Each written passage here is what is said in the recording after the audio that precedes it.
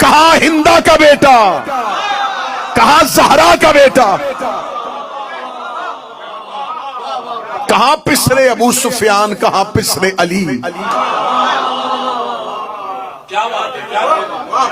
نہ یہ تقابل بنتا ہے، اور یہ جملے میرے نہیں ہیں، باخدا میں مولا امام حسن کی مجلس کے موقع پر کہہ رہا ہوں، یہ جملے میرے نہیں ہیں۔ شام کے دربار میں معاویہ بن ابو سفیان نے مولا حسن سے کہا تھا، اے حسن انا خیر منک، میں تجھ سے بہتر ہوں۔ یہ لفظ کہے معاویہ نے دربار شام، حسن میں تم سے بہتر ہوں۔ امام حسن مسکرا کے کہنے لگے، میں تیرا تقابل کر ہی نہیں سکتا، تیری میری برابری کیسی؟ میں تو تمہیں یہ بھی نہیں کہہ سکتا کہ میں تم سے بہتر ہوں، کیونکہ تقابل ہوتا ہے ملنے والوں کے درمیان جن کے کچھ اوصاف ملتے ہیں۔ یہ جملے حضرت امام حسن کے، اسے کہا نا خیر من کا، امام حسن نے فرمایا میں تم سے یہ بھی نہیں کہہ سکتا۔ کہاں آسمان، کہاں زمین، کہاں طہارتوں کا مرکز، کہاں نجاستوں کا منبع،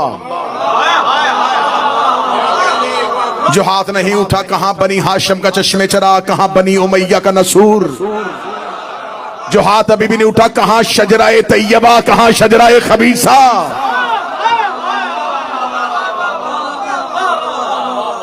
یہ نسل ہاشم، وہ نسل امیہ۔ تقابل کیسا؟ نہ خاندانوں کا تقابل، نہ ماں کا ماں سے توازن، نہ باپ کی برابری باپ سے، نہ دادا کی برابری دادا کے ساتھ۔ کیسے تقابل ہو سکتا؟ مولا امیر المومنین نے کوفہ میں بیٹھ کے کہا تھا، مولا امیر المومنین نے فرمایا تھا علی کے لیے سب سے بڑا ستم یہ ہے کہ علی کا مقابلہ ان کے ساتھ کیا جا رہا ہے۔ موازنہ ہم پلہ میں ہوتا ہے، مقابلہ ہم وزن پہ ہوتا ہے۔ کہاں بنی ہاشم اور کہاں بنی امیہ؟ یہ صرف تاریخ کے مورخ کی تیزی تھی کہ اس نے بنی امیہ کو نبی کا رشتہ دار ثابت کرنے کی کوشش کی، ورنہ میں ممبر پہ کئی بار کہہ چکا ہوں، اور اس بات کو میں اتنی کثرت کے ساتھ پڑھنا چاہتا ہوں کہ یہ ہر کان تک پہنچ جائے، بنی امیہ کی نبی کے ساتھ کوئی رشتہ داری نہیں۔